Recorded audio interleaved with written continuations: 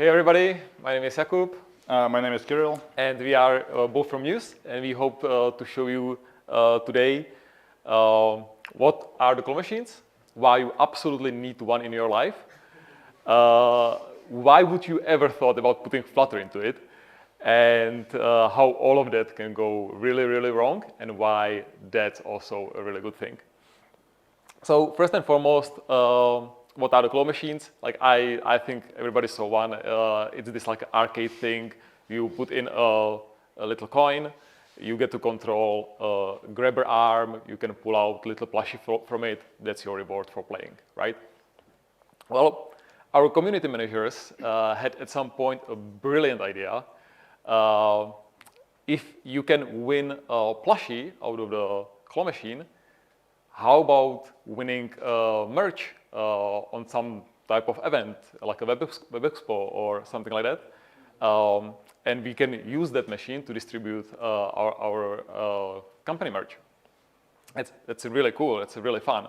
So we decided to design an event booth like this, where you would play with the claw machine, you could get some little reward from that, and we could also show you one of our Flutter apps that runs on a touch tablet.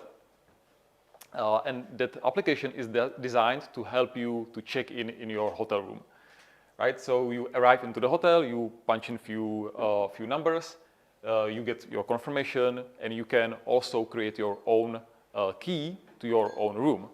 And that key is an NFC card, and you can just create it on the device. And there comes another great idea. If you can make a key for a room on an NFC card, why wouldn't you create a key for a claw machine so that you can play on it? And that sounded really, really fun to us. So we decided to buy a claw machine. And turns out you can just do that on the internet. You can go to Bazos, and you can drive to Mielnik, and you can pick one claw machine there. And we have been told a bunch of things about the claw machines, and this particular one that we bought, and none of them were necessarily true. So we have been told that it works, and it didn't. It broke the exact moment we pulled it out of the storage. We have been told that it's not that heavy, and there are some hernias in the Mews office right now that will disagree with that. We have been told it's reprogrammable, so we can do stuff with it, right? And that was absolutely nonsense. And we have been also told that it has a difficulty setting on it. And that one is kind of true, but that difficulty setting goes from absolutely impossible to very, very, very difficult. And turns out that people that are making these machines and running them actually wants to make money off you, but that's not really our use case, right? Like we would like to distribute our merch in a nice way. And most egregiously, we have been told that that whole brain of the machine runs on the Arduino, and you probably know it's those hobby microcontrollers that you can very easily use and reprogram. And you can just have fun with them. Internet is full of them. So that sounded great. So we bought the machine, we put it into the office, we opened it up, and we have been greeted by this. And I am not an electrical engineer, right? But this thing is absolutely not an Arduino. It absolutely cannot be reprogrammed. And that kind of put a little bit of hole into whole endeavor, right? So we have been quite lucky though, because the brains of the machine, which is this thing, and the coin slot that allows you to pay for the game are two separate components, and they are made by two different companies. So they need to talk to each other. And you can go, again, to the internet, luckily enough, and you can get a diagram of what that communication protocol looks like. And turns out that if you spend a few weeks staring at this, you can actually figure out that that protocol is very, very simple. And it's like 8 lines of, again, Arduino code to get that working. So you can just pretend that you are a coin slot and that you are a coin, and you can just run the game like that. So we approached this as we do most of our projects, right? Like we try to validate like basic ideas in the whole thing using a small iterations. So we used very kind of primitive hardware and very kind of like simplistic software to validate the idea of pushing a button to start up the game. And we did the same thing with the actual hardware that we needed to mount everything into the claw machine using a few 3D printed parts. Those parts were actually kind of fun. We ended up printing quite a lot of them because again there were a lot of iterations, but at the same time we actually needed a lot of parts. We needed somehow to mount a new like additional computer into the machine. We needed to mount LCD, we needed to mount NFC reader, we needed to mount all of those things. And that's the secret that people will not tell you about the 3D printing, right? Like it's cool to 3D print vases and like calibration cubes and everything. But the secret sauce of 3D printing is being able to stick things to the other things, right? Which is a very difficult problem, but with 3D printing, it's perfectly fine. So we iterated a little bit around that. We ended up learning Fusion 360 for it, even though any other software would work, your OpenSCADs or Blenders or whatever. And we were able to figure out how to manufacture all the parts that we need. We were able to figure out that we can actually control the machine via the communication protocol, and therefore we could just buy all the necessary parts.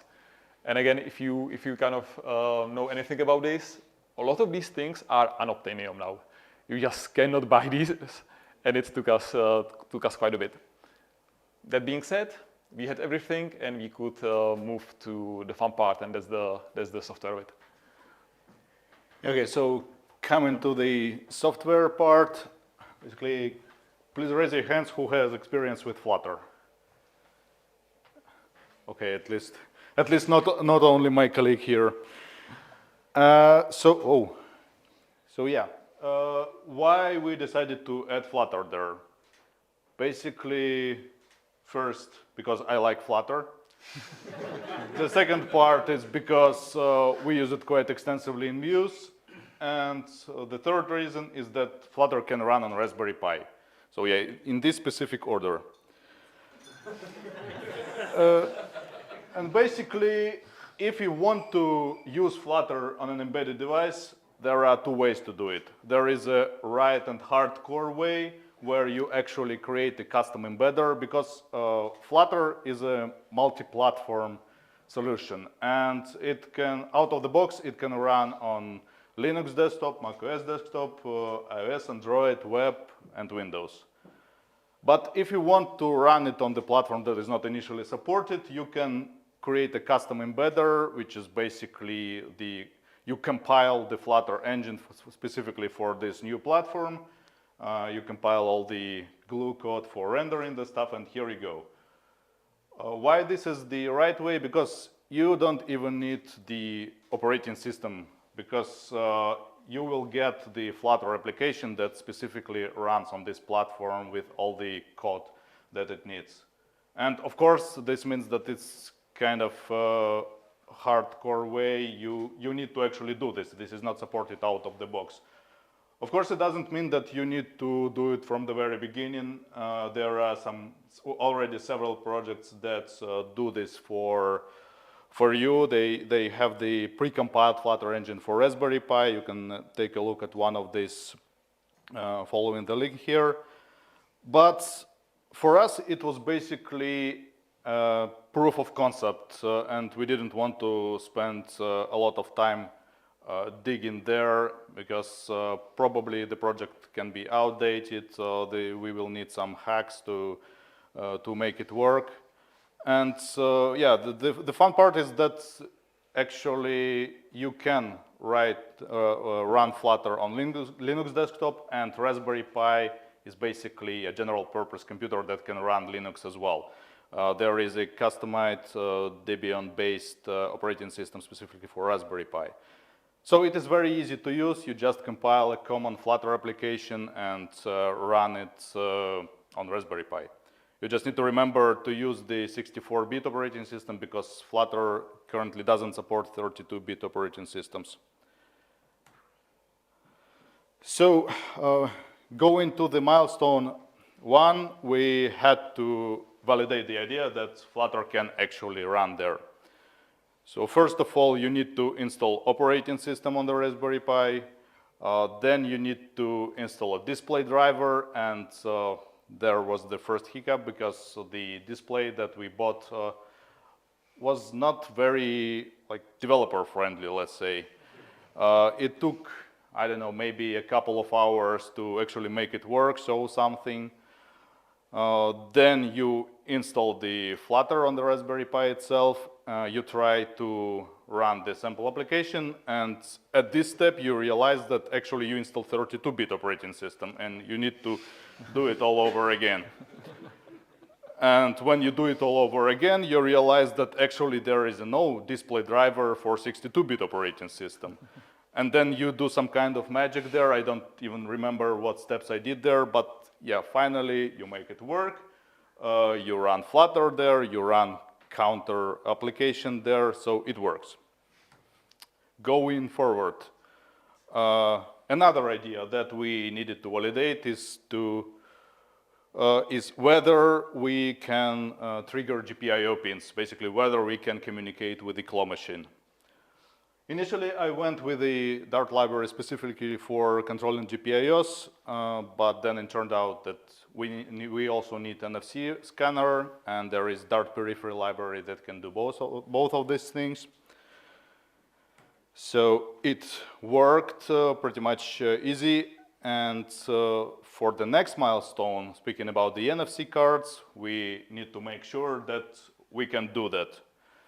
And if you worked with NFC cards in native mobile development or in Flutter mobile development, basically, you know that operating system already provides a lot of abstractions to deal with these NFC cards. Basically, there actually are a lot of differences between RFID cards and NFC cards, which were also kind of new knowledge for me, but yeah, operating systems kind of abstract this away.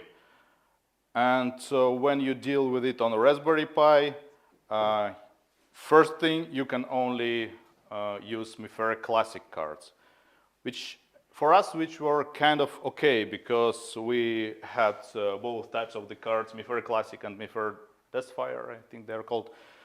We have both of them from the previous iteration working on this project, and but in production, for example, I definitely wouldn't recommend going with MIFARE Classic because it's very outdated protocol. It has a few security issues. Pretty much you can easily crack the MIFARE Classic card, but for our proof of concept, that was totally fine. But the next problem that you encounter in there is that there is no nice abstractions. You cannot just call read NFC data method and get the NFC structured data. You basically only get the array of bytes from MIFARE Classic card, and it's up to you what you're doing with them later.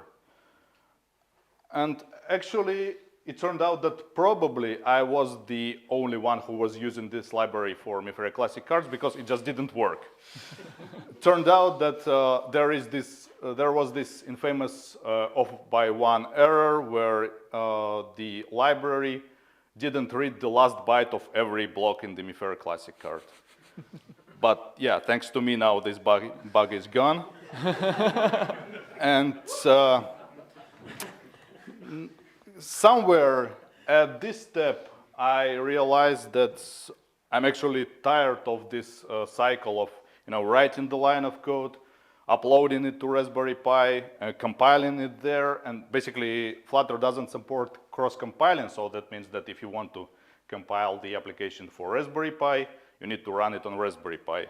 And compilation took around 10 minutes each time. So yeah, I was tired of this cycle, and I decided that we are software developers, we know this like words like solid, interface segregation, dependency inversion, and stuff like that. So I created the some kind of simulator app for our simulator project, and yeah, basically extracted all the business logic there and started working on the logic itself, on the rendering itself. Oh yes, that was cool to know that actually, like the icon here, it's not a static icon, it's actually a rife animation. So luckily Raspberry Pi is powerful enough to run rife animations even in debug mode. Yeah, if you're interested, you can take a look at the code. It's open source there, so there is all the parts of it, like the code for the business logic, the code that communicates with Raspberry Pi, and we even uploaded the STL. Yeah, so on the off chance that you already own this exact model of claw machine, there are STLs for all of the 3D printed parts, so you can upgrade your thing as well. Yeah, bonus. And then was kind of final milestone where we need to assemble all of this, test it, and do another addition to the project to actually, because before this we communicated one way from the Raspberry Pi to the claw machine to start the game, but we also wanted the another way of communication so that claw machine could tell us when the game has ended, for example. As a fallback, there was a plan to just put some timer there, like for 10 seconds or something like this. And a little spoiler, in the end, we had to use this fallback. But yeah, the initial plan was to actually get some information from the claw machine itself.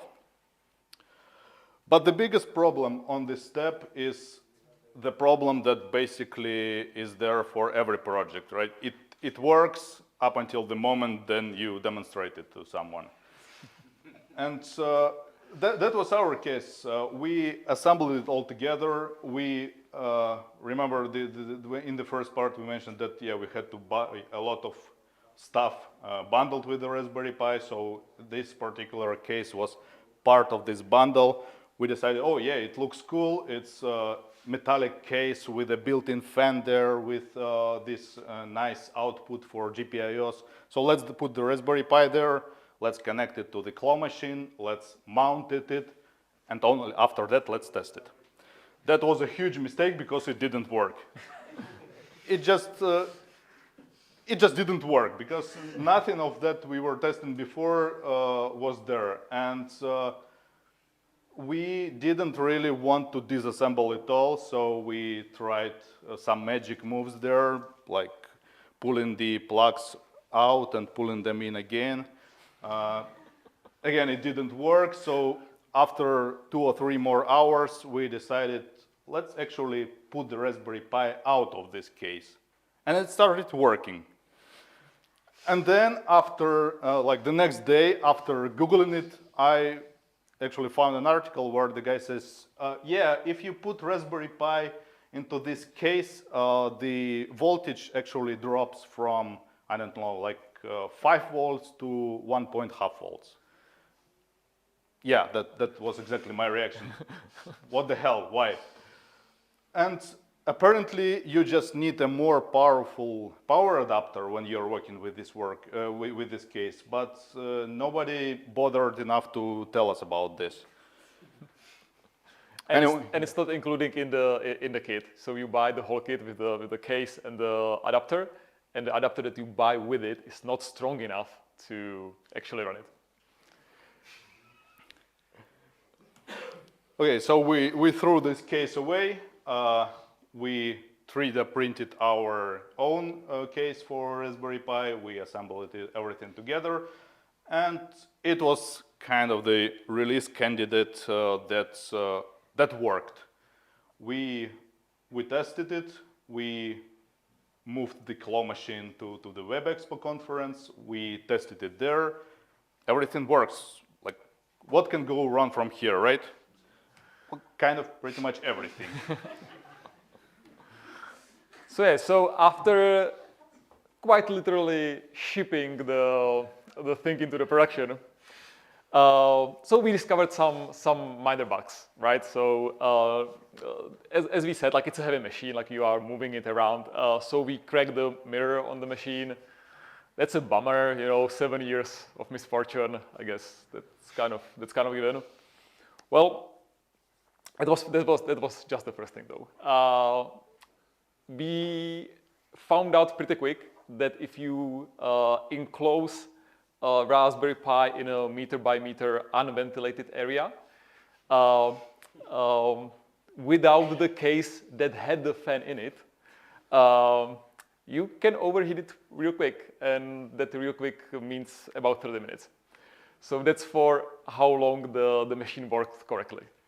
So after the Raspberry Pi shut down from overheating, you know, not all the other parts like that either, right? So we ventilated the area, you know, we put a fan there, but the screen never turned on back again. That's a bummer, especially because now you have a computer that is displaying the information to the user, right? But you don't have a LCD to show user the information, and you don't know anything about the state of that computer either, because you just don't have a monitor, you know, to look at. So the only way how you can keep debugging already overheated Raspberry Pi is to like SSH into it, you know, like to just like get into the command line and kind of talk to it.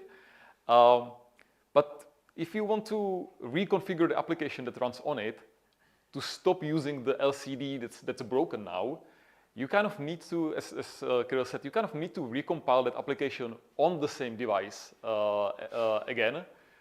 And that device can do like two things well, right? You can talk to it with SSH and you can compile stuff on it, but you just can't do both things at the same time. So, and if you change a line of the code and it takes half an hour to debug it, that's not a great experience for anybody.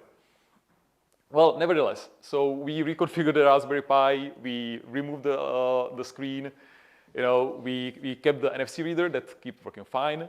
And then we realized that not only we overheated the Pi and we broke the screen, we also somehow broke the GPIO pins. Like when I mean broke, we totally baked them. Like some of those pins were supposed to give you 5 volts and we're giving you 12, which is, you know, that board is not quite healthy at that point.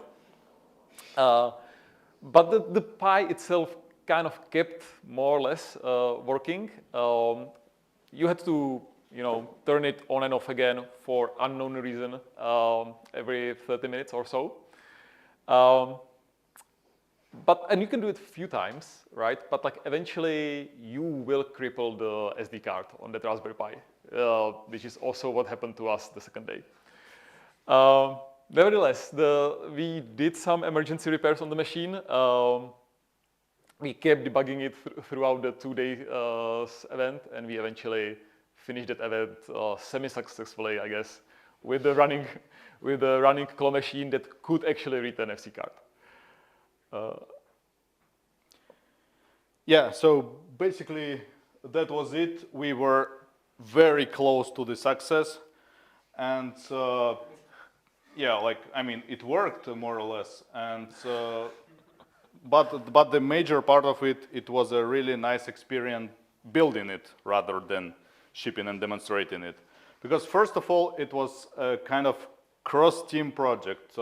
We have a lot of developers in the company, we had a lot of teams in the company, and we don't necessarily work together on a daily basis, right? In this project, all the kind of like functional guilds were involved. We have QA, we have designer, we have hardware engineer, we have software engineer working on some project together, and basically these are the person from different teams. And also the important part about this, that yeah, we had problems on all levels. Everything that could broke, it broke. Everything that couldn't broke as well. But this is good because, right, when everything goes smoothly, you don't learn anything. It just becomes a routine. But when something goes wrong, this is where you get this experience, because experience is the thing that you get right after you needed it, right? And yeah, it was a very good dive into running the Flutter with the embedded devices, because as I mentioned, yeah, I'm already in love with Flutter. We are using it everywhere for every app here and there, but that was my first experience with running the Flutter on some embedded device there. And it's actually quite satisfying to do something with your hands, because as a software developers, we, on a daily basis, we work with something ephemeral. We work with code. We don't see how it works and ways. And here we could do the bunch of stuff. We even had to do some of the woodworking there, because the claw machine itself, as we mentioned, it was not in a very good condition, especially after trip from Melnik. It was it required a lot of things there, and it was kind of interesting there. And last but not least, we are still full of ideas. We are not desperate that it's not working. We have a lot of things to break in the future as well. So probably at some other event, we will have a claw machine version 3.0, and probably it will be another topic for another talk. So thank you. Yeah, here is the same QR code. You can check the source code there. You can bump up with the issues. What would you do differently? Put some pull requests there, and yeah, let's stay in touch. Thank you. Thank you.